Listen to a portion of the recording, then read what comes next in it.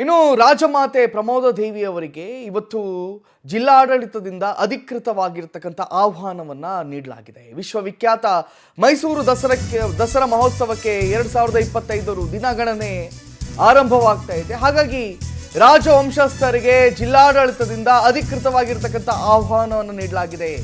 ಜಿಲ್ಲಾ ಉಸ್ತುವಾರಿ ಸಚಿವ ಎಚ್.ಸಿ. ಮಹದೇವಪ್ಪ ನೇತೃತ್ವದಲ್ಲಿ ಆಹ್ವಾನವನ್ನ ನೀಡಲಾಗಿದೆ. ಡಿಸಿ ಲಕ್ಷ್ಮೀಕಾಂತ್ ರೆಡ್ಡಿ, ಕಮಿಷನರ್ ಸೀಮಾ ಲಾಟ್ಕರ್ ಅವರ ಜೊತೆಯಲ್ಲಿ ಆಹ್ವಾನವನ್ನ ನೀಡಲಾಗಿದೆ.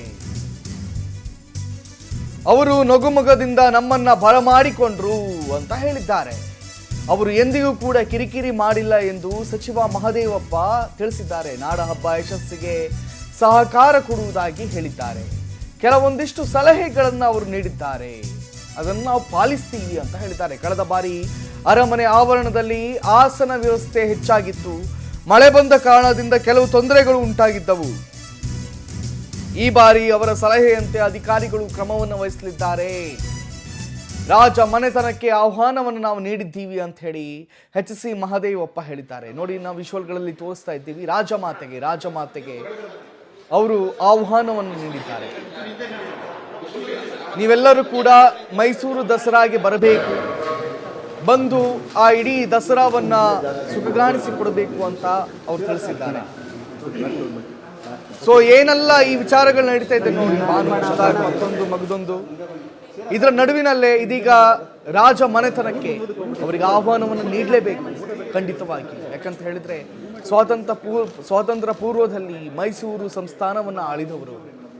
ಹಾಗಾಗಿ ಅವರಿಗೆ ಬಹಳ ಗೌರವಯುತವಾಗಿ ಆಹ್ವಾನವನ್ನು ನೀಡಲಾಗಿದೆ. ನೀವು ಬರಬೇಕು, ಇಡೀ ದಸರಾವನ್ನ ಚಂದಗಾಣಿಸಿಕೊಡಬೇಕು ಅಂತ ಹೇಳಿ ಅವರಿಗೆ ಆಹ್ವಾನವನ್ನು ನೀಡಲಾಗಿದೆ.